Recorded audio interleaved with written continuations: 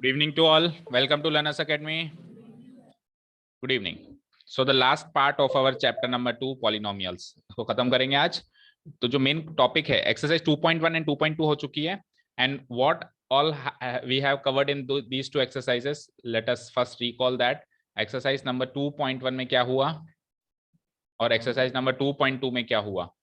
तो 2.1 में बेसिकली हमने सीखे how to find number of zeros, right. How to find number of zeros. अब नंबर ऑफ जीरोस निकालने के दो तरीके हैं. कौन कौन से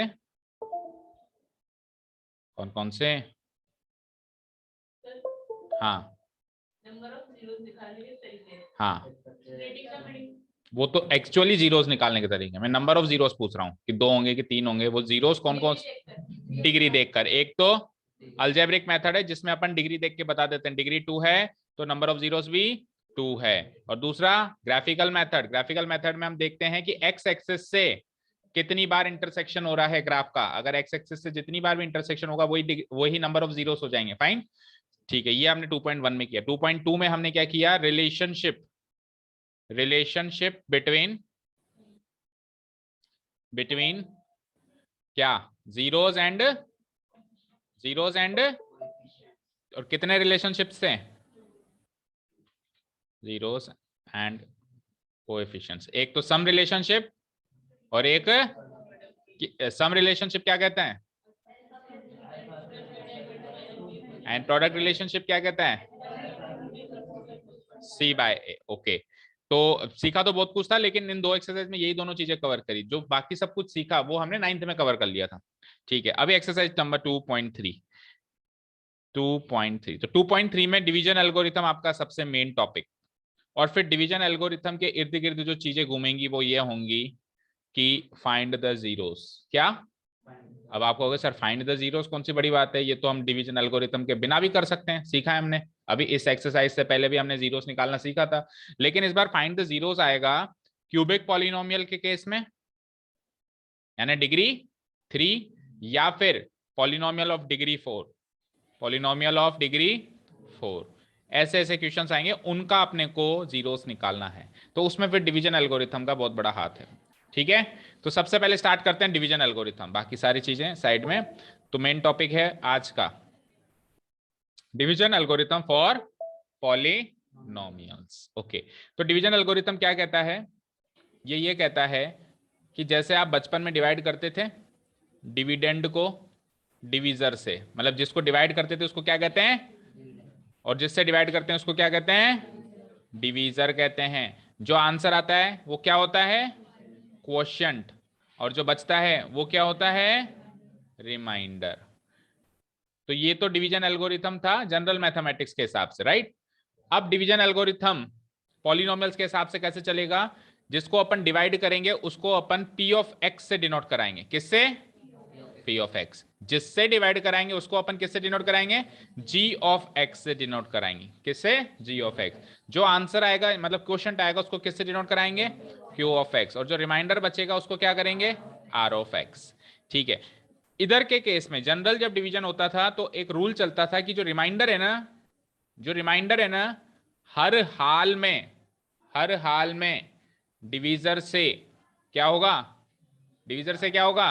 छोटा होगा. और किससे बड़ा होगा, जीरो या जीरो से तो बड़ा होगा. भाई गिरी से गिरी कंडीशन में रिमाइंडर क्या बचता था, अपन डिवीजन करते हैं जीरो. जीरो से छोटा नहीं हो सकता है ना, और जीरो से बड़ा भी हो सकता है. तो greater than equal to zero, लेकिन ये हर हाल में किससे छोटा होता था, डिवीजर से छोटा होता था. डिवीजर के बराबर भी नहीं हो सकता ये, क्योंकि डिवीजर से बराबर हो गया तो भी एक बार और कट जाएगा फिर.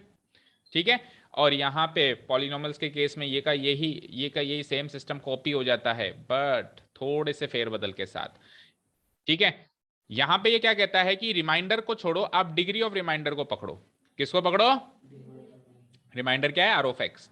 तो जो आर ऑफ एक्स की डिग्री है ना वो जीरो या जीरो से बड़ी होगी. वहां पे तो रिमाइंडर खुद जीरो या जीरो से बड़ा होता था, यहां पे उसकी डिग्री जीरो या जीरो से बड़ी होगी. वहां पे वो रिमाइंडर खुद डिविजर से छोटा होता था, यहां पे इसकी डिग्री क्वोशंट की डिग्री से, नीचे लिख देता हूं, यहां पे इसकी डिग्री क्या होगी, क्वोशंट की डिग्री से छोटी होनी चाहिए. डिग्री ऑफ क्वेश्चन, हाँ सॉरी, डिविजर, डिविजर, हाँ गलत, क्वेश्चन से नहीं, डिविजर से। तो रिलेशनशिप स्टेब्लिश कर पाए। जब अपन जनरल डिवीजन करते थे तो रिमाइंडर जो होता था 0 या 0 से बड़ा होता था, और छोटा किससे होता था, मैक्सिमम लिमिट क्या होती थी, डिविजर, डिविजर से छोटा रहेगा। और जब अभी अपन पॉलिनोमियल्स की बात करें तो पॉलिनोमियल्स के केस में जो आपका रिमाइंडर है वो कुछ भी हो सकता है, वो 0 भी हो सकता है, 0 से छोटा भी हो सकता है, 0 से बड़ा भी हो सकता है, लेकिन उसकी डिग्री यहाँ पे बहुत मायने रखेगी। उसकी डिग्री जो है ना वो 0 या 0 से बड़ी होनी चाहिए। अब डिग्री जिस पॉलिनोमियल की 0 होती है उस पॉलिनोमियल को क्या कहते हैं, कांस्टेंट। तो यानी कि गिरी से गिरी कंडीशन में वो क्या होना चाहिए, और वैसे भी गिरी से गिरी कंडीशन वाला पॉलिनोमियल कांस्टेंट ही होता है, उससे छोटा तो होता भी नहीं है, फिर उससे बड़ा लीनियर, फिर उससे बड़ा क्वाड्रेटिक, उससे बड़ा क्यूबिक चलता है ना। तो गिरी से गिरी कंडीशन में वैसे भी कांस्टेंट ही होता है, और ये भी यही कह रहा है कि रिमाइंडर की डिग्री क्या होनी चाहिए, गिरी से गिरी कंडीशन में कांस्टेंट होनी चाहिए। पर ज्यादा से ज्यादा क्या हो सकती है, वो कभी भी डिवीजर की डिग्री को नहीं क्रॉस करेगी। फॉर एग्जाम्पल अगर डिवीजर मेरा समथिंग कुछ ऐसा है, x square plus 3x plus 2 यानी क्वाड्रेटिक है, तो अब आपका रिमाइंडर जो है वो लीनियर तक रह सकता है। लीनियर रह जाएगा तो भी ठीक है, लीनियर से भी छोटा रह जाए, कांस्टेंट रह जाए तो भी ठीक है, लेकिन लीनियर और कांस्टेंट के अलावा नहीं होना चाहिए।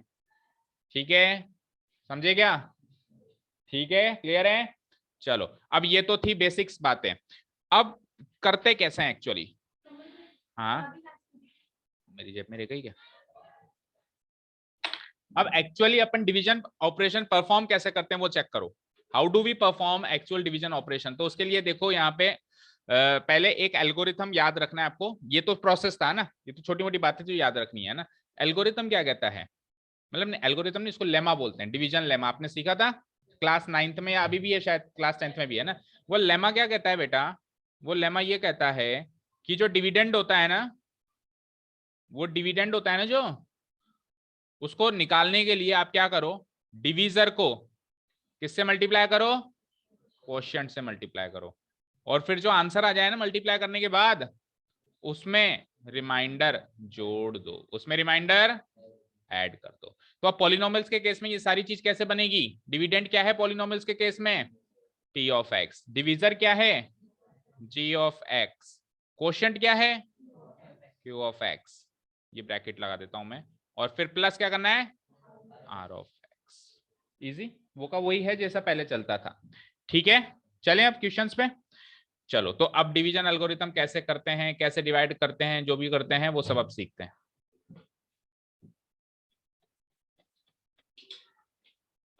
देखो यही कह रहा है, t of x equal to g of x into Q of x plus r of x. Where where where r of x जो है या तो 0 हो, या उसकी डिग्री जो है वो जी ऑफ एक्स से छोटी हो। समझ में आई बात? ठीक है, बात वही है, आर ऑफ एक्स खुद 0 हो, क्योंकि 0, मुझे एक चीज बताओ, 0 ये भी एक पॉलिनोमियल है, 0 भी एक पॉलिनोमियल है क्या? अच्छा, 0 की डिग्री क्या है, 0, क्योंकि कांस्टेंट पॉलिनोमियल है, कांस्टेंट की डिग्री भी 0 होती है। तो वो कहे भाई आर ऑफ एक्स 0 होना चाहिए, या वो कहे आर ऑफ एक्स की डिग्री 0 होनी चाहिए, बात एक ही है ना? समझ में आई बात? ठीक है, चलो अब बढ़ते हैं अपन आगे। ये एग्जांपल्स भी आपको नजर से निकालने हैं। Divide the polynomial p of x by the polynomial g of x and find the quotient and remainder. पहला क्वेश्चन है डिवीजन एल्गोरिथम का, है कि आप क्या करें, इसमें p ऑफ x, हर एक क्वेश्चन में 3 क्वेश्चन है, हर एक क्वेश्चन में p ऑफ x नामक पॉलिनोमियल को g ऑफ x नामक पॉलिनोमियल से क्या कर दें, डिवाइड कर दें। डिवाइड करके फिर आप q ऑफ x निकाल के बताएं, और फिर आप क्या निकाल के बताएं, r ऑफ x निकाल के बताएं। चूज करो एक क्वेश्चन कौन सा करना। तो मुझे कौन सा पता सबसे बढ़िया कौन सा है? अच्छा, क्वेश्चन नंबर 3 उठाते हैं। क्वेश्चन कभी भी हार्ड नहीं होता, पहले तो क्या होता है बताओ ना, डिफिकल्ट। अगर वो कर मुश्किल है, नहीं, हार्ड होता है ठोस, जैसे डंडा हार्ड है, ये टूटता नहीं है, कि क्वेश्चन को तोड़ रहे हो क्या बैठ के। हार्ड मतलब होता है कठोर, तो कठोर क्या डरा रहेगा तुमको जो कठोर है। क्वेश्चन डिफिकल्ट या इजी होता है। एक्स क्यूब माइनस, सॉरी ये वाला नहीं कर रहे थे हम, एक्स टू द पावर 4, आगे बोलो, माइनस, हाँ, प्लस 6, दैट इज इट। और किससे डिवाइड करना है, 2 माइनस एक्स स्क्वायर। अब डिवीजन एल्गोरिथम स्टार्ट करने से पहले कुछ बातों का ख्याल रखना पड़ेगा, ध्यान से सुनिएगा, ध्यान से। पहली बात, सबसे पहली बात यह है कि आपके डिविडेंड और डिवीजर डिसेंडिंग ऑर्डर में अरेंज्ड होने चाहिए उनकी डिग्री की टर्म्स में, ठीक है, डिसेंडिंग ऑर्डर में अरेंज्ड होने चाहिए। डिसेंडिंग ऑर्डर समझते हो, घटता हुआ क्रम। तो मैं चेक करता हूं मेरा डिविडेंड, देखो इसकी पावर 4 है, पहले टर्म की पावर, दूसरे टर्म की पावर 1 है, एंड द लास्ट टर्म की पावर क्या है 0। तो it is already arranged in descending order 4 1 0। तो इसको तो छेड़छाड़ करनी नहीं है। अब चलते हैं जी ऑफ एक्स से मिलने। तो जी ऑफ एक्स की देखो 2 की पावर क्या मानेंगे, 2 की पावर 0, और यहाँ पे x की पावर 2 थी, तो असेंडिंग ऑर्डर में अरेंज है, तो इसको अपने को फेरबदल करना पड़ेगा। करो, कैसे लिखूंगा मैं इसको फेरबदल करके, आकांक्षा बताओ। -x² पहले लिखूंगा और 2 पॉजिटिव है वो बाद में लिखूंगा। अब इसकी डिसेंडिंग ऑर्डर में अरेंज हो गया। तो ये पहली बात हुई। अभी दूसरी बात सुनिए। दूसरी बात केवल और केवल p ऑफ x पे लागू होती है। पहली बात तो दोनों पे लागू होती है, डिसेंडिंग ऑर्डर में अरेंज करने वाली बात तो दोनों पे लागू होती है। और दूसरी बात जो कह रहा हूं वो केवल किस पे लागू होती है, p ऑफ x पे लागू होती है। वो क्या है, वो स्टैंडर्ड फॉर्म में कन्वर्ट करना पड़ेगा। अब स्टैंडर्ड फॉर्म क्या क्या होती है किसी भी पॉलिनोमियल की, किसी भी पॉलिनोमियल की स्टैंडर्ड फॉर्म होती है कि जो सबसे बड़ी पावर है उसके बाद उससे छोटी पावर, उसके बाद उससे छोटी, उसके बाद उससे छोटी, और ऐसे ऐसे करते करते। अब अगर बीच में वो कुछ टर्म्स मिसिंग हैं, जैसे कि फॉर एग्जाम्पल यहाँ पे x⁴ है, तो उसके बाद x³ वाली टर्म का है नहीं है ना, मिसिंग है, तो वो भी लिखनी पड़ेगी।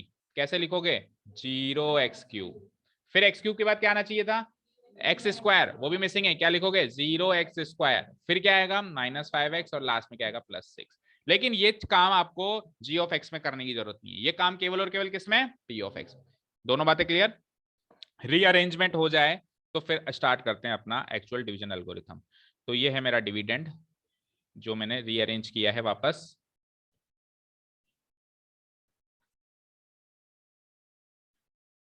ठीक है, एक क्वेश्चन आपसे करवाऊंगा इसलिए ध्यान से सुनिएगा और कोई डाउट हो तो पूछिएगा। ठीक है जी। अब डिवाइड कर रहे हैं हम, सुनना ध्यान से। डिवाइड करेंगे तो हम सबसे पहले स्टेप क्या करेंगे, हम डिविडेंड की पहली टर्म को डिवीजर की पहली टर्म से डिवाइड करेंगे। क्या कहा, क्या है डिविडेंड की पहली term, x⁴ divided by divisor की पहली टर्म बोलिए। ठीक है, अब एक सिंगल टर्म को सिंगल टर्म से डिवाइड करने में आपको तकलीफ होगी नहीं ज्यादा। ठीक है भाई, ऊपर 4 पावर का x है, नीचे 2 पावर का x है, तो 2 तो कट गया, तो x² बचा, लेकिन प्लस को माइनस से डिवाइड कराएंगे तो आंसर क्या आएगा। तो जो आंसर आया ना बच्चों, ये मुझे क्वोशंट की पहली टर्म बताएगा। जो आंसर आया वो क्या बताएगा आपको, क्वोशंट की पहली। दैट मींस क्वोशंट की पहली टर्म क्या है, वेरी गुड। अब क्या करना है, मैं लाइन खींच देता हूं यहाँ पे। ठीक है, हाँ, अब क्या करना है आपको, ये जो -x² आया ना, इसको डिवीजर की सारी टर्म से मल्टीप्लाई कराना है। 2 है तो 2, 3 है तो 3, 4 है तो 4। तो -x² इंटू -x² मिलके क्या बनेगा। और ताजुब की बात यह होगी कि यहां पे जो ये एक्सप्रेशन बनेगा वो हूबहू उससे मिलेगा। क्यों मिलेगा, मैंने कहा 5 रुपए मेरे को दे दे और वापस ले ले, तो फिर बात बराबर है कि नहीं है। तो फिर मैंने इसको इससे डिवाइड कराया, आंसर आया, वापस उसी से मल्टीप्लाई करा, तो यही चीज बनेगी कि नहीं बनेगी, बनेगी ना, बोलो। तो वो बननी चाहिए, अगर नहीं बनी तो समझ लेना गलती है। ठीक है ना, तो बन गई।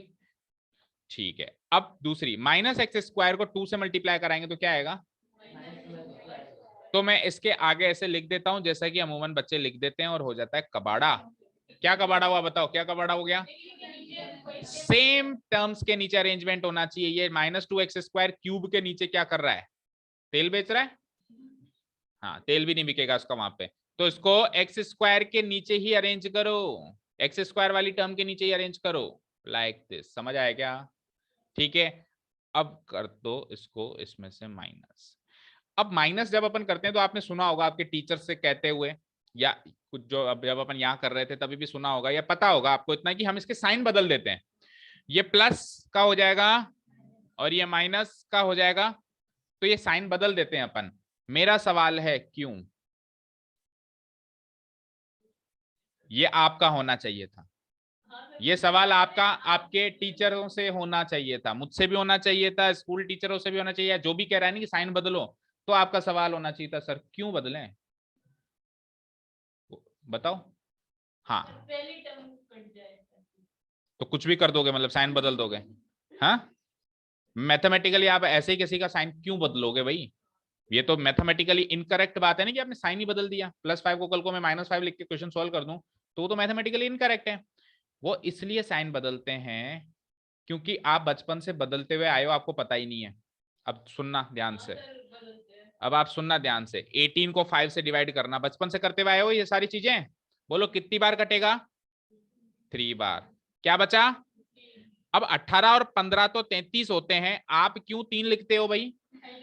आप इसको माइनस करते हो तो ये तो पॉजिटिव है ना, तो आपने मन में इसका साइन बदल दिया। तो बदल तो आप बचपन से रहे थे। और आप वही काम यहां कर रहे हो। वहां आप लिखते नहीं थे कि हमने माइनस कर दिया इसको, और यहाँ पे आप लिख देते हो। ठीक है, समझ में आ गई क्या बात? ठीक है, यानी कि डिवीजन का प्रोसेस ही ये है। डिवीजन का प्रोसेस ही है कि इस नंबर का साइन बदल जाता है। तो बदलता क्यों है? क्योंकि उसको उसमें से घटा रहे हो। जब भी आप किसी नंबर को किसी नंबर से घटाते हो तो जो घट रहा है उसका साइन अपोजिट होता है कि नहीं होता है? मैंने कहा ए को बी से घटाओ तो बी -a करोगे ना, तो ए का साइन माइनस रखा ना आपने। मैंने कहा ए को बी से घटाओ तो फिर आप नहीं, बी को ए में से घटाओ तो आप क्या करोगे? a-b। मैं कहा ए को बी में से घटाओ तो आप करोगे b-a। तो जो चीज घट रही है उसका साइन चेंज हो जाता है ना, ये मैथ्स का रूल है। तो यहाँ पर 15 माइनस हो रहा था इसलिए उसका साइन माइनस हो गया, लेकिन हम क्या बचपन से लिखते नहीं आते थे, हम मान लेते थे कि हम माइनस करके 3 लिख दिया। अब अपन लिख रहे हैं, अब अपन क्या कर रहे हैं? लिख रहे हैं। क्लियर है? पहले नेगेटिव टर्म आती ही नहीं थी, तो अब लेकिन अब आती है। तो हमको समझना पड़ेगा कि क्या होता था एक्चुअली। तो ये माइनस, तो पहली टर्म तो कट जाएगी और काटनी है, यही हमारा सोल पर्पस था। तभी तो उसको सेम लेके आए हम, भाई ये कट जाए। ठीक है, दूसरी टर्म बोलो। अब देखो दूसरी टर्म वैसे तो 0x³ है, लेकिन 0x³ के कोई सिग्निफिकेंस नहीं है अगर वो स्टार्टिंग में है। अगर वो बीच में है, अगर वो बीच में, जैसे इस डिविडेंड में देखो, स्क्रीन पे देखो सब लोग, इस डिविडेंड में 0x³ बीच में है ना, बीच में है ना, बोलो। तो इसको आप हटा नहीं सकते, ये बीच में फंसी रहेगी। लेकिन अब जो अगला डिविडेंड बन रहा है उसमें तो ये स्टार्टिंग में आ गई, स्टार्टिंग में आ गई ना। तो मुझे बताओ, अगर मैं 101 लिखूं तो 0 का इंपॉर्टेंस है, लेकिन अगर मैं 0 को यहां लिखूं तो इस 0 का इंपॉर्टेंस है क्या? दैट मींस इसका इंपॉर्टेंस नहीं है, यानी पहली टर्म ये बनेगी। समझे क्या? समझ गए? नहीं समझे? समझ गए? तो ऐसे कौन हाँ करता है? हाँ तो ऐसे करते हैं। ऐसे कौन करता है कि हाँ सर समझ गए? ओके, तो इस बार क्या करूंगा मैं, इस 0x³ को नोट डाउन ही नहीं करूंगा, ये कट गया एक तरीके से, कुछ है ही नहीं वहां पे। x³ कितने, किसी ने पूछा कितने x³ है? 0x³ है ही नहीं, तो फिर काटो। चलो नेक्स्ट टर्म। अब नेक्स्ट टर्म को आपको सॉल्व करना है, ध्यान से सुनना। x² तो हो ना हो आंसर तो x² में ही आएगा। ठीक है भाई, आपके पास 3 बैट थे, 4 बैट और ले आए तो आंसर 7 बैट हो गया, 7 बॉल हो जाएगी। जब बैट को बैट से ऑपरेशन लगाया तो आंसर बैट ही आएगा ना, बैट में ही आएगा। अब क्या करेंगे हम, इसके कोएफिशिएंट्स के साथ सॉल्यूशन करेंगे। जैसे ये क्या है, +0, मैं अलग से लिख के बताता हूं। ये क्या है? ये क्या है? +2। ये -2 नहीं है, ये बदल चुका है। ये क्या है? तो +0 +2 बराबर क्या होता है? 2। तो ये 2 लिख दूंगा मैं यहाँ पे, समझ आया? यानी एक्चुअल कैलकुलेशन तो कोएफिशिएंट की होती है, x² तो as it is copy paste होता है। तभी तो कहता हूं टर्म के नीचे टर्म लिखो ताकि वो as it is copy paste हो जाए, और फिर आप केवल कोएफिशिएंट्स को सॉल्व कर देंगे। समझ आया? अगली टर्म -5x के नीचे कुछ भी नहीं है तो -5x एज इट इज, और 6 के नीचे भी कुछ नहीं है तो +6 एज इट इज। यहां तक बातें क्लियर हैं क्या? अच्छा जी, अब क्या करें? अब क्या करें? बोलो सोनाक्षी, अब क्या करें? क्यों? तो मैं तो उसको रिमाइंडर मान रहा हूं, मेरी मर्जी, मैं तो नहीं कर रहा। डिग्री चेक करेंगे, डिग्री चेक करेंगे। हमको कैसे पता चलेगा कि कब रुकना है? हमको कैसे पता? ये जो रिमाइंडर है, ये जो रिमाइंडर है इसकी डिग्री क्या है? 2। डिविजर की डिग्री क्या है? अभी तो बराबर पे है, अभी तो बराबरी पे है, और सर ने कहा था कि कुल मिला के इसको छोटा करना है। जब तक ये छोटी ना हो तब तक पीछे पड़े रहना इसके। ठीक है, तो एक बार और पढ़ जाओ तो छोटी हो जाएगी, इस स्टेप में छोटी हो जाएगी, ये दिख रहा है अपने को, अंदाजन लग रहा है ना। तो अब क्या करेंगे, इस स्टेप को रिपीट करेंगे आज, मतलब इस एपिसोड में हमारा डिविडेंड ये है, और डिविडेंड की पहली टर्म को पहली टर्म से डिवाइड करते हैं, वही सेम प्रोसेस। ठीक है, तो पहली टर्म क्या है? 2x² डिवाइडेड बाय, उधर पहली टर्म क्या है? x² से x² खत्म, तो क्या बचता है? -2 will be the second term of the question. ठीक है, फिर वही मल्टीप्लाई, -2 इंटू -x², प्लस का 2x² सेम सेम हो गया, करना था सेम सेम और हो भी गया। अच्छा जी, -2 को +2 से मल्टीप्लाई कराएंगे तो क्या आएगा, कहां अरेंज होगा ये, +6 के नीचे। फाइन, चलो जी, अब इसको इसमें से माइनस करना है तो इस टर्म का साइन प्लस का माइनस हो जाएगा और इसका माइनस का, तो पहली टर्म तो कट जाएगी और कटनी भी चाहिए। दूसरी टर्म के नीचे कुछ दिखाई नहीं दे रहा है तो सेम टू सेम नोट कर लो, और +6 + 4 मतलब +10। अब सुनिए इसकी डिग्री क्या है, इसकी डिग्री क्या है, बस खत्म कर दो, स्टॉप। इससे आगे प्रोसेस चलाना नहीं है, जो बचा वही रिमाइंडर, जैसे जो जीता वही सिकंदर, जो बचा वही रिमाइंडर। बोलो,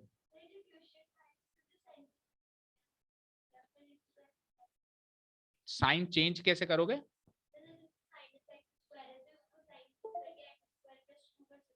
ना आप किसी भी चीज का साइन क्यों चेंज करोगे, साइन तभी चेंज होता है, तो ये पॉलिनोमियल है बेटा ना, अगर मेरे पास कोई भी पॉलिनोमियल है ना, उस पॉलिनोमियल का आप साइन नहीं चेंज कर सकते। इक्वेशन में साइन चेंज क्यों कर सकते थे, वो इसलिए कर सकते थे क्योंकि मैं इक्वेशन की दो साइड्स होती हैं, एक होता है LHS, एक होता है RHS, तो मैं LHS RHS को -1 से मल्टीप्लाई कर देता था, इस कारण से इसका और RHS का दोनों का साइन बदल जाता था। और क्योंकि उसमें लगभग लगभग RHS में 0 ही होता था, तो 0 का साइन पहले भी वही और बाद में भी वही, तो पता ही नहीं चलता था कि RHS का भी साइन चेंज हुआ है, हमको लगता था कि केवल LHS का साइन चेंज हुआ, लेकिन उसमें RHS तक साइन चेंज होता था। बट कोई पॉलिनोमियल गिवन है, उसका आप कभी साइन नहीं चेंज करोगे। आप साइन कब चेंज करोगे, जब आप किसी चीज को किसी चीज से घटाओगे, तो जो चीज घट रही है उसकी का साइन चेंज होगा। ठीक है, जैसे कि मैंने कहा सब्ट्रैक्ट 3 from 5, तो कौन सी चीज किसमें से घट रही है, 3 में से 5 घट रहा है, तो जिसमें से घट रहा है उसका साइन चेंज नहीं होगा, जो चीज घट रही है, 3 घट रहा है तो 3 अभी पॉजिटिव लिखा है मैंने, तो मैं क्या कर दूंगा, आंसर क्या आ जाएगा 2, और अगर मैं यहाँ -3 करूं तो फिर यहाँ पॉजिटिव हो जाएगा, आंसर क्या हो जाएगा 8। ठीक है, जो चीज घट रही है उसका साइन चेंज कर देते हैं। क्लियर है, चलिए, तो यहाँ पे मेरा Q(x) एंड R(x) क्लियर आ चुका है। क्वोशंट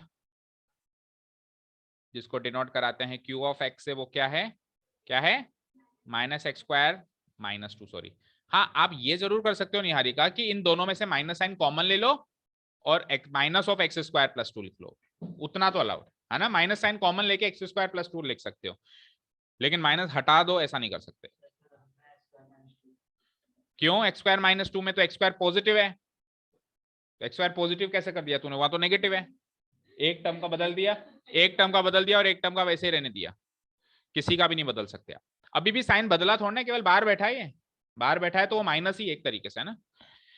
रिमाइंडर R(x) कितना आ गया, -5x + 10, -5x + 10 में से आप चाहो तो -5 को कॉमन ले सकते हो और अंदर बच जाएगा x - 2, करो तो ठीक है, नहीं तो इस फॉर्म में भी छोड़ दो तो ठीक है। तो this is our question and remainder, पीछे से आंसर मैच कर लो फटाफट। तो सही है, तो कोई डिवीजन एल्गोरिथम 2 स्टेप्स में खत्म होता है, कोई 3 में होता है और कोई मैक्सिमम 4 में होता है, 4 से ज्यादा आपके पास नहीं देगा वो, मतलब जो डिफिकल्टी लेवल है वो मैक्सिमम क्या देगा, 4 स्टेप्स। ठीक है, तो कर लोगे डिवीजन एल्गोरिथम, 100% आएगा, डायरेक्टली और इनडायरेक्टली, या तो सीधे सीधे जैसे कर रहे हो ऐसे आ जाएगा, डायरेक्टली भाई कर दो, और नहीं तो अभी एक क्वेश्चन है जिसमें इनडायरेक्टली करना पड़ता है, वो तो नहीं कहता है करो लेकिन करना पड़ता है, फैक्टर्स बनाने के लिए करना पड़ता है, तो डायरेक्टली इनडायरेक्टली एक बार आपको मैथ्स के पेपर में बोर्ड में डिवीजन एल्गोरिथम लगाना पड़ेगा। ठीक है, क्लियर है, चलिए तो चलते हैं आगे, अब इसके बाकी क्वेश्चंस हो जाएंगे। चलो अब सुनिए, क्वेश्चन नंबर 2 का भी एक पार्ट करते हैं। Check whether the first polynomial is a factor of the second polynomial by dividing the second polynomial by the first polynomial.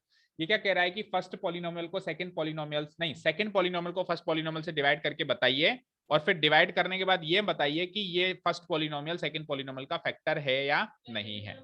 ठीक है, तो लॉजिक क्या कहता है, लॉजिक ये कहता है कि when we divide a dividend, when we divide a dividend by a divisor, ठीक है, तो we get some quotient, we get some quotient and we also get some remainder. अब अगर ये जो रिमाइंडर है ये 0 आ जाए, एग्जैक्ट 0 आ जाए, डिग्री 0 नहीं कह रहा हूं, सुनना ध्यान से, एग्जैक्ट 0 कह रहा हूं, तो मैं कह सकता हूं अगर ये रिमाइंडर 0 आ जाए तो मैं 2 बातें कह सकता हूं, एक नहीं कितनी बातें कह सकता हूं। पहली बात मैं ये कह सकता हूं कि ये जो डिवीजर रखा है ना आपने, ये divisor is a factor of dividend, ये डिविडेंड का एक फैक्टर है। और दूसरी बात मैं क्या कह सकता हूं कि ये जो डिविडेंड रखा है ना आपने, ये डिवीजर का क्या है, एक मल्टीपल है, is a multi of factor of dividend and multiple of divisor. ठीक है। फॉर एग्जाम्पल अगर मैं 8 को 2 से डिवाइड करता हूं तो 4 जा 8 और रिमाइंडर क्या बचता है, तो 2 8 का फैक्टर है ना, है या नहीं है? 8 को फैक्टराइज करोगे 2 नहीं मिलेगा क्या? और 8 2 का मल्टीपल है क्या? नहीं है। मल्टीपल का मतलब होता है उसकी टेबल में आने वाला, तो 8 2 की टेबल में नहीं आता क्या? 2 4 जा 8 आता है ना। ठीक है, लेकिन टेबल को 10 तक सीमित मत रखना भाई, 2 10 जा 20 तक ही चेक करो, आगे नहीं चेक करो। 2 11 जा 2 20 2 12 जा ये इनफाइनाइट जाती है ना, उसका मल्टीपल होने का मतलब ये नहीं कि 2 10 या 20 में ही सीमित रहे वो। ठीक है, क्लियर है?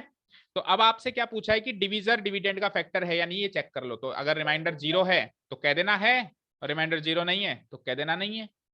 समझ में आई बात? और अगर रिमाइंडर 0 है तो दोनों बातें कह सकते हो, और रिमाइंडर 0 नहीं है तो दोनों में से कोई भी बात नहीं कह सकते हो। ये भी नहीं कह सकते हो कि डिविजर इसका फैक्टर है, और ये भी नहीं कह सकते हो कि डिविडेंड इसका मल्टीपल है। ये दूसरी बात मैंने जानबूझ के बताई क्योंकि आपको एक्सरसाइज में ये बात पूछ रहा है, कल को एग्जाम में ये बात कहते, तो करना तो वही है, बस उस बात की जगह ये बात लिखनी थी।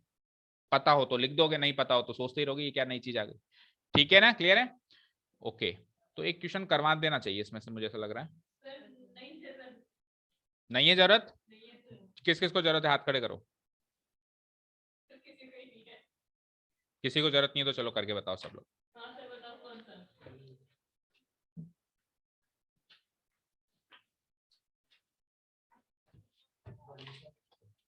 चलो मैं कर रहा हूं, इधर देखो, एंजल ने हाथ खड़ा किया है, उसको जरूरत है। हाँ तो ये वाला ही कर देता हूँ, टी वाला ही। बोलो अपनी बुक से देख के बताओ डिविडेंड क्या है। 2t, बोलो 2t टू द पावर 4, बोलो आगे, plus 3t to the power 3, 3t cube बोलो ना उसको, 3t क्यूब, आगे 2t स्क्वायर माइनस 90,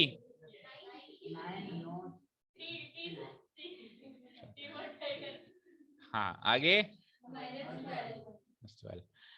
और मुझे चेक करना है कि इसका फैक्टर कौन है, कौन होना चाहिए इसका फैक्टर, टी स्क्वायर माइनस 3। तो अरेंजमेंट तो बिल्कुल सही है, 4 3 2 1 0 सारे टर्म्स आ रहे हैं इसमें, और डिसेंडिंग ऑर्डर में, और कुछ इसमें डिवीजर में भी डिसेंडिंग ऑर्डर में। शुरू हो जाओ, सबसे पहले बोलो, अब स्पीड में करेंगे। 2t टू द पावर 4 को टी स्क्वायर से करेंगे तो 2 बचेगा, 2t square, 2t square into t square will be 2t to the power 4, 2t square into minus 3t minus 6t square, जो कि टी स्क्वायर के नीचे ही नोट होगा। चलते हैं आगे, ये माइनस ये प्लस, ये तो कैंसिल आउट, ऊपर से नोट किया मैंने 3t क्यूब और minus 2 plus 6, minus 2 plus 6 plus का 4t स्क्वायर माइनस 90 माइनस 12। चलिए नेक्स्ट बोलो, तो 3t क्यूब को t स्क्वायर से किया तो प्लस, प्लस का 3t, 3t into t square 3t cube, 3t into minus 3 minus 9t के नीचे t नोट होगा और कॉफी के नीचे कॉफी। ठीक है, ओके, पहला तो कट गया, और 4t square as it is, and minus 9 plus 9 की बार तो ये भी कट गया, मतलब दूसरी ये वाली टर्म भी कट गई। तो ऐसे बीच में से क्रॉस नहीं लगा सकते आप, शुरू में लगा सकते हो, आप कुछ लिखो ही मत इसकी जगह ना, बस इसके आगे वाला टर्म नोट डाउन कर लो, -1। भाई माइनस 9 प्लस 9 0 हो गया ना, समझ रहे हो? ओके, अब सुनो, 4t स्क्वायर को टी स्क्वायर से करना जरा, प्लस का 4, तो 4t जा 4t स्क्वायर, और 4 3 जा -12, 4 इंटू -3 है ना। चलो जब आप साइन बदलोगे तो ये माइनस और ये प्लस, ये भी गया, और -12 प्लस 12 ये भी गया, तो remainder is here r of x is 0, so we can conclude that t square minus 3 is a factor of, जो भी ये गिवन है, जो भी गिवन है ना, इज a factor of जो भी ये नामजाम गिवन। ठीक है, क्लियर है? और अगर रिमाइंडर 0 नहीं होता तो कह देता not a factor of, easy. चलो नेक्स्ट क्वेश्चन पे चलते हैं, the most important one, the most, हाँ मोटा पतला सब बताऊंगा, इधर देखो, टाइम नहीं हो रहा है बेटा, ये सब मन के वो हैं विचार, बेकार। हाँ सब मुंह में है। Obtain all other zeros of 3x to the power. चलो मोस्ट इंपॉर्टेंट क्वेश्चन है, बड़े ध्यान से सुनिएगा, मोस्ट प्रोबेबली तो यही क्वेश्चन आएगा। Obtain all other zeros of this polynomial. एक डिग्री 4 का पॉलिनोमियल गिवन है हमको, कहता है इसके सारे पॉलिनोमियल निकालो। ऑल अदर मतलब बचे हुए सारे। कुछ एक उसने खुद ने दे दिए, कुछ एक उसने खुद ने दे दिए। कौन कौन से दिए? एक तो दिया होल रूट ऑफ 5/3 और एक minus of plus minus whole root of 5/3। कल को इसको ऐसे भी दे सकता है, वो देखो ये ऐसे भी दे सकता है plus minus whole root of. आप ये मत कहना एक ही दिया है, ये दो हैं। जैसे एक क्वेश्चन था शायद आपके 9th में था, पता नहीं अभी भी है ना, इस तरीके से दिया हुआ था कि 2 प्लस माइनस रूट 3 और कह रखा था इसके दो जीरोस ये हैं, है ना। तो अब दो जीरोस कौन से होंगे? 2 प्लस रूट 3 एक जीरो होगा। अब कई बच्चे पता है क्या करते हैं, 1 0 2 और 1 0 रूट 3। ऐसा नहीं है ना, एक जीरो क्या है इसमें 2 प्लस रूट 3 और एक जीरो क्या है इसमें 2 माइनस रूट 3। तो ऐसा केस भी बन सकता है। चलो इस क्वेश्चन में तो सीधे सीधे अलग अलग गिवन है। तो दो जीरोस देकर उसने एहसान किया, बचे हुए दो जीरोस आप उसको देकर उस पर एहसान, उसका एहसान चुकाओ। ठीक है, चुकाना शुरू करें। ठीक, हाँ ना ना बोझ नहीं रखना चाहिए दिल पे ऐसा। ठीक है चलो देखो देखो, हाँ तो देखो दो जीरोस गिवन है। पहला जीरो क्या गिवन है, √5/3। तो देखो आपको अगर गिवन है कि x इक्वल टू √5/3 उसका एक जीरो है, एंड दूसरा क्या है x equal to minus √5/3 are the zeros of, और मान लो कि उस पॉलिनोमियल को मैंने मान लिया है p ऑफ x। तो लेट अस से p ऑफ x के दो जीरोस गिवन है मुझे। तो हम क्या करेंगे, पहला काम जीरो से फैक्टर बनाएंगे। क्या करेंगे? और जीरो से फैक्टर बनाने का तरीका सुने, जो जीरो से उसका साइन बदल दो। जैसे मान लो कि x बराबर 2 एक जीरो है तो x माइनस 2 उसका फैक्टर होगा। अगर x बराबर -2 उसका जीरो है तो x प्लस 2 उसका फैक्टर होगा। फाइन, चलो बताओ x बराबर -6 अगर जीरो है तो फैक्टर क्या होगा? अच्छा अब बताओ, अगर x माइनस हाफ अगर उसका नहीं, हाँ x बराबर हाफ इसका अगर फैक्टर है तो फिर जीरो क्या होगा? x plus half. x बराबर हाफ कह रहा हूं ना, तो x इक्वल टू हाफ अगर जीरो है तो x माइनस हाफ क्या बन जाएगा? फैक्टर बन जाएगा। अरे ये इक्वल टू है बेटा, x इक्वल टू हाफ अगर जीरो है। ठीक है चलो last, x equal to zero अगर जीरो है तो फैक्टर क्या होगा? x ही होगा, क्योंकि x माइनस जीरो या x प्लस जीरो करूंगा तो x ही आ जाएगा, x ही उसका जीरो फैक्टर हो जाएगा। ठीक है ओके, तो अब उस हिसाब से इस क्वेश्चन में बता दीजिए, अगर x इक्वल्स टू √5/3 जीरो है तो फैक्टर क्या बनेगा? एक तो बन जाएगा x minus √5/3 and second factor क्या बन जाएगा? x plus √5/3। this will be the factors, this will be the factors of p of x। ठीक है, अब ध्यान से सुनिएगा जो मैं कह रहा हूं। लेटेस्ट से मेरे पास 24 एक नंबर है, इसके फैक्टर्स बताओ। 2 इंटू 2, 2 2 जा 4 इंटू 2 8 इंटू 3, राइट। 2 2 जा 4, 4 2 जा 8, 8 3 जा 24, ये इसके फैक्टर्स हैं। अगर मैंने इसका एक फैक्टर मान लिया, सपोज करो इसका एक फैक्टर चुन लिया मैंने कि 2 चुन लिया मैंने इसका एक फैक्टर, और एक और फैक्टर चुन लिया 3 चुन लिया। 2 को अलग रख दिया, 3 को अलग रख दिया। तो इन ये जो दो फैक्टर्स मैंने चुने इनका जो प्रोडक्ट आया 6, वो 6 भी इसका एक फैक्टर है, यस और नो? यानी कि फैक्टरों का प्रोडक्ट भी फैक्टर होता है। तो ये दो फैक्टर है तो इन दोनों का प्रोडक्ट भी फैक्टर होगा। तो इन दोनों का प्रोडक्ट कर लो और पता लगाओ वो फैक्टर कौन है। 5/3, इस पूरे फैक्टर को इस पूरे फैक्टर से गुणा कराओ। हाँ तो ये देखो इसका मैं प्रोडक्ट कर रहा हूं, x minus √5/3 multiplied by x plus √5/3। ये जो भी एक्सप्रेशन बनेगा it is also a factor of p of x, is also a factor of p of x। अब इसको एक बार प्रोडक्ट कर लो, तो a minus b into a plus b वाली आइडेंटिटी लगाओ, तो a square plus minus b square यानी कि √5/3 का होल स्क्वायर, और सॉल्व करो तो एक्स स्क्वायर और माइनस √5/3 का होल स्क्वायर क्या होगा? और सॉल्व करो तो 3 एलसीएम लेको क्या हो जाएगा 3x स्क्वायर -5। यहां तक कोई डाउट? ठीक है, अब सुनिएगा, पॉलिनोमियल्स के केस में एक स्पेशल चीज होती है बेटा कि अगर कोई पॉलिनोमियल, इधर सुनना ध्यान से, अगर कोई पॉलिनोमियल है p ऑफ x और उसका कोई फैक्टर है, लेट अस से x+2 उसका फैक्टर है, x+2 इसका फैक्टर है मान लो, तो x+2 के सारे मल्टीपल इसके फैक्टर होंगे।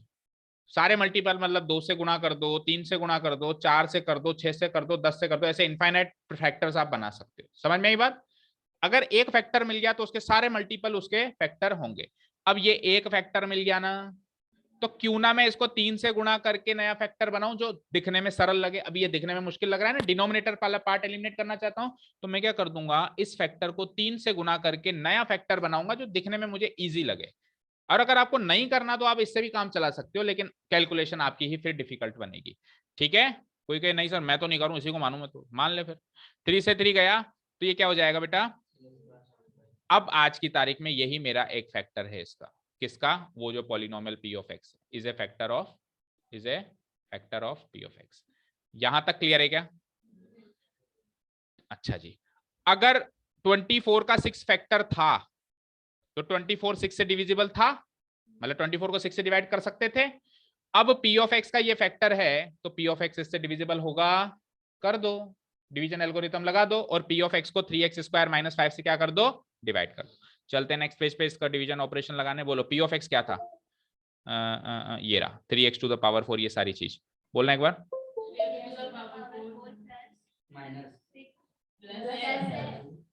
प्लस 6x क्यूब,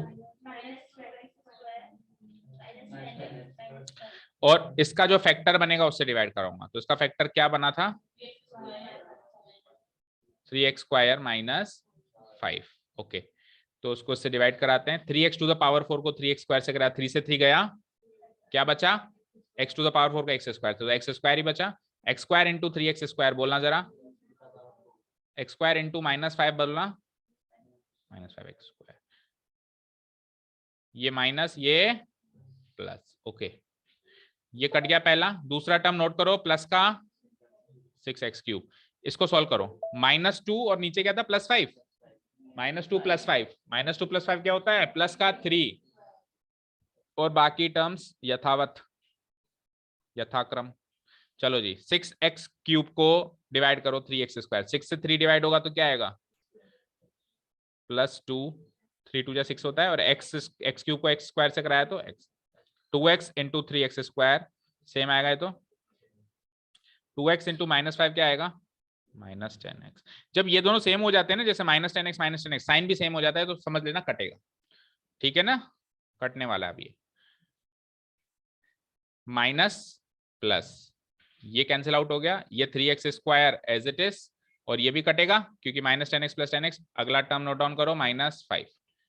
ठीक है जी, तो 3x स्क्वायर को 3x स्क्वायर से डिवाइड कराएंगे तो 1 ही आएगा, सेम सेम है ना, 3x square divided by 3x square, सब कट गया तो आंसर 1 आएगा ना, तो +1 last term of your question. और 1 को फिर मल्टीप्लाई कराओगे तो देखो सेम सेम टर्म्स आ रही हैं, 3x स्क्वायर, और 1 को -5 से कराएंगे तो -5, इसका साइन चेंज करेंगे माइनस, इसका प्लस, तो ये भी कटेगा और ये भी कटेगा, तो रिमाइंडर 0। तो इस क्वेश्चन में रिमाइंडर 0 बचना ही चाहिए, बचेगा तो ही सही कर रहे हो, नहीं तो गलत कर रहे हो। क्यों? क्योंकि आप उसको उसके फैक्टर से डिवाइड कर रहे हो, आप इसको इसके फैक्टर से डिवाइड कर रहे हो, और फैक्टर से डिवाइड वो उसका फैक्टर तभी तो है जब रिमाइंडर 0 है।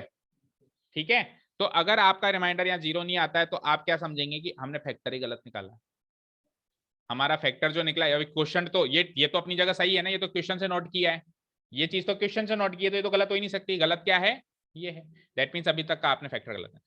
ठीक है जी, यहां तक कोई डाउट नहीं है। चलिए, अब आगे की कहानी इस प्रकार है कि हमारे पास शुरुआत में एक विशालकाय पॉलिनोमियल था। बोलो क्या था वो, हाँ हाँ, यस,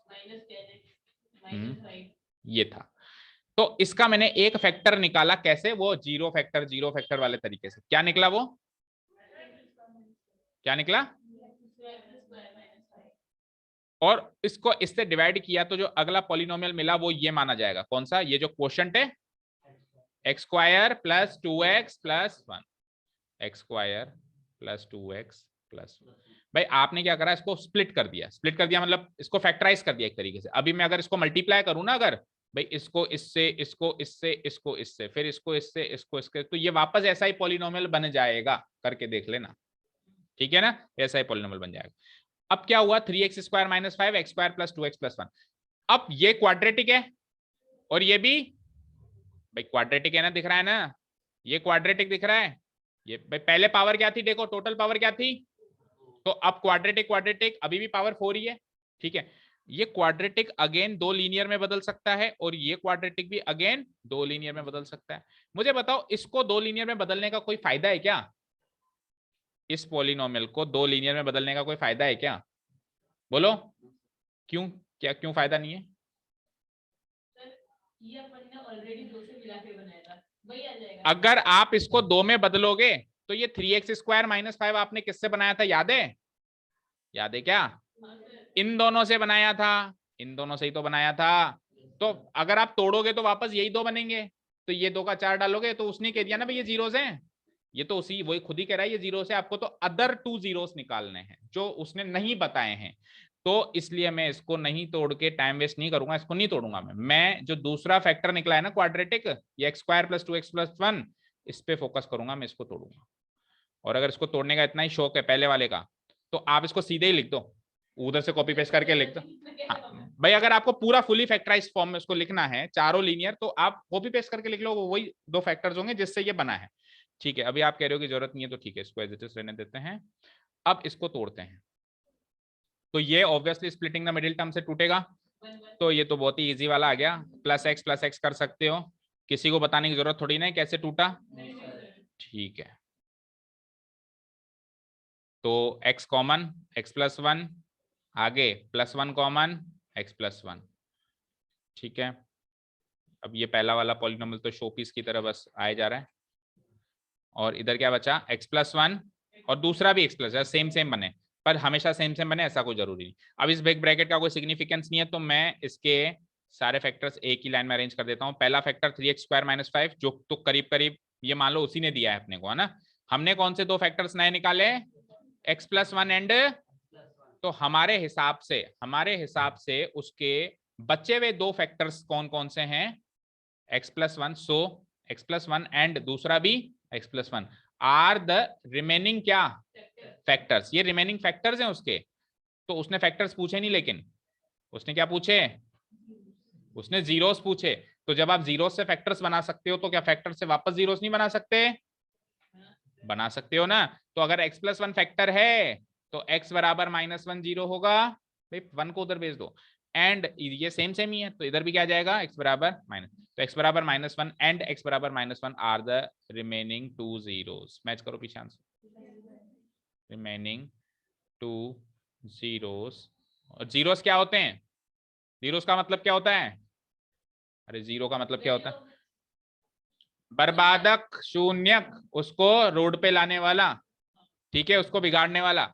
तो ये x बराबर माइनस 1 वो वैल्यू है जिससे ये बर्बाद हो सकता है। तो आप खुद ही क्रॉस वेरीफाई करके इसमें माइनस 1 रख के देख लेना, ये जीरो बनेगा। अगर बनता है तो आपके आंसर्स करेक्ट हैं, अदरवाइज आंसर्स आर इनकरेक्ट।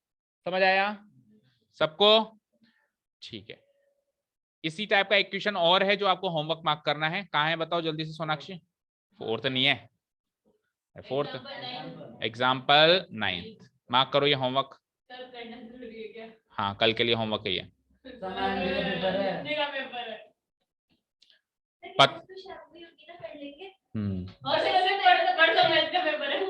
तो करो फिर, करो फिर, ज्यादा दे रहा हूँ मैं होमवर्क। चलो देखो, ऑन डिवाइडिंग, 4th क्वेश्चन देखो जल्दी करो, on dividing, on dividing x cube, अरे इधर देखो स्क्रीन पे, on dividing x cube minus 3x square plus x plus 2 by a polynomial g of x. एक पॉलिनोमियल था, उसको इस पॉलिनोमियल से डिवाइड किया, तो क्वोशंट और रिमाइंडर मिले, क्वोशंट तो ये मिला और रिमाइंडर वो मिला, तो जी ऑफ एक्स जो नहीं मिला आप लाके दो। मतलब हमारे पास डिवीजन एल्गोरिथम में 4 एलिमेंट्स हुआ करते थे, पी ऑफ एक्स बराबर G of x into Q of x plus R, total 4 elements थे। उन 4 एलिमेंट्स में से कोई से भी 3 एलिमेंट देकर एक चौथा एलिमेंट आपसे वो पूछ सकता है, उसका हक बनता है। ठीक है ना? तो उसका हक अदा करो और उसको उसकी जवाब क्वेश्चन का जवाब दो। तो बताओ क्या क्या गिवन है हमको? पी ऑफ एक्स गिवन है, जी ऑफ एक्स है क्या? नहीं, जी ऑफ एक्स मिसिंग है। और क्या क्या गिवन है? क्यू ऑफ एक्स गिवन है, आर ऑफ एक्स। अब क्या क्या गिवन है वो बता दो। पी ऑफ एक्स क्या गिवन है? एक्स क्यूब, हाँ आगे बोलो, माइनस 3x²। ठीक है जी। क्वेश्चन क्या गिवन है? x-1। Reminder -2x+4। अपन लगाएंगे यूक्लिड्स डिवीजन लेमा। वो क्या कहता है? वो ये कहता था, बड़ा ही भला आदमी था, कहता था कि जो p ऑफ x है ना, वो g of x multiplied bye q of x plus r of x के बराबर होता है। तो मेरे को जो जो चीज गिवन है मैं as it is note down कर लेता हूँ। p ऑफ x गिवन है, लेकिन ब्रैकेट के अंदर नोट डाउन करना ताकि कंफ्यूजन ना हो। p ऑफ x गिवन है, क्या गिवन है? x³ -3x² plus x plus 2। ठीक है, फिर g ऑफ x नहीं है गिवन, एज इट इज छोड़ दो, इनटू q ऑफ x तो गिवन है x-2 और r ऑफ x -2x+। ठीक है, यहाँ तो कोई डाउट नहीं है। अब अपन क्या करेंगे, इनको इधर उधर लेके जाएंगे। जैसे कि ये प्रोडक्ट हो रहा है और फिर इस प्रोडक्ट का ये सम हो रहा है। ठीक है, तो जब अपन क्वेश्चन को सॉल्व करते हैं तब अपन बोर्डमास रूल लगाते हैं। क्या होता है बोर्डमास? बोलना जरा, नहीं है याद? Very good. Bracket of division, multiplication, addition and subtraction. तो कायदे से हमको पहले प्रोडक्ट करना चाहिए, मल्टीप्लाई करना चाहिए, और जो इसका आंसर आए उसको इससे बाद में ऐड करना चाहिए, क्योंकि मल्टीप्लिकेशन पहली पायदान पर है, एडिशन उसके अगले पायदान पर। बट ऐसा तब करते हैं जब अपन उस पॉलिनोमियल की वैल्यू निकालते हैं। अब जब अपन पॉलिनोमियल की वैल्यू नहीं निकाल रहे, अपन उस इक्वेशन को सॉल्व कर रहे हैं। ये इक्वेशन एक, ये पूरी एक। तो इक्वेशन में जब भी आपको कोई चीज एलएचएस से आरएचएस में भेजनी हो या आरएचएस से एलएचएस में भेजनी हो और आप कंफ्यूज हो रहे हो कि पहले किसको भेजूं और बाद में किसको भेजूं, तो बोर्डमास का रिवर्स रूल फॉलो होता है। क्या फॉलो होता है बोर्डमास का? तो रिवर्स रूल फॉलो होगा। दैट मींस ये इनटू वाला पहले नहीं जाएगा, पहले कौन जाएगा? प्लस वाला जाएगा, और जो प्लस है उधर जाके क्या हो जाएगा? माइनस हो जाएगा। दैट मींस ये x³ -3x² plus x plus 2 यथावत कायम है, और ये प्लस का इधर हो जाएगा माइनस, और क्या माइनस करूंगा आप? -2x+4 as it is copy paste कर दिया मैंने, बस ये प्लस का बाहर क्या लगा दिया मैंने। अब आपके पास इधर क्या बचा? g of x multiplied by x-2। इसको थोड़ा सॉल्व कर दो, तो x³ as it is, -3x² as it is, no change, x और इधर माइनस माइनस प्लस 2x, तो x plus 2x plus 3x, और ये -4 होगा तो 2 - 4 -2। फाइन। और अब आपके पास वहां क्या बचा? वहां क्या बचा? g ऑफ x, क्यों g ऑफ x को खा गया क्या? Multiplied by x-2। तो अब पहले आपने इसको भेज दिया ना बोर्डमास के रिवर्स रूल में, अब किसकी बारी? अब x-2 की बारी। अभी x-2 उधर जाएगा और x-2 यहाँ मल्टीप्लाई हो रहा है, x-2 यहाँ पे, तो उधर जाके डिवाइड हो जाएगा, यानी कि उधर जो पॉलिनोमियल है x³ -3x² प्लस 3x -2 से क्या डिवाइड करना है आपको? x-2। फिर इधर क्या बचेगा? तो यानी कि अगर मैं इसको सॉल्व कर लूं तो g ऑफ x की वैल्यू आ जाएगी। और इसको सॉल्व कैसे करेंगे? वही घिसी पिटी बात, डिवीजन एल्गोरिथम। कर लोगे इसके आगे का काम? अब आपको केवल डिवाइड करने का काम। तो क्या करेंगे अपन? 4 में से कोई सी भी 3 चीजें देगा वो, एक क्वेश्चन बचा है अभी, 4 में से कोई सी भी 3 चीजें वो देगा और एक चीज पूछ लेगा। आप डिवीजन, यूक्लिड्स डिवीजन लेमा से चीजों को इधर उधर भेजें बोर्डमास का रिवर्स रूल लगा के, और जो भी चीज मिसिंग है उसको तो पटक दें एक साइड और बाकी सारी चीजों को पहुंचा दे दूसरी साइड, और फिर लास्ट में जाके हमेशा एक डिवीजन पार्ट बच जाएगा, डिवीजन एल्गोरिथम से उसको सॉल्व कर देना और आपको g ऑफ x की वैल्यू आ जाएगी। अच्छा ऐसा है क्या भाई, अगर मैं इसको इससे डिवाइड कराऊंगा तो कुछ क्वोशंट और कुछ रिमाइंडर आएगा, ऐसा है क्या?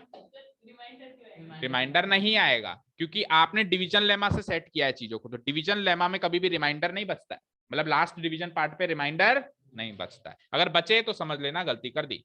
लास्ट क्वेश्चन बच्चे वाला है, ओके, बच्चों से पूछ लेते हैं।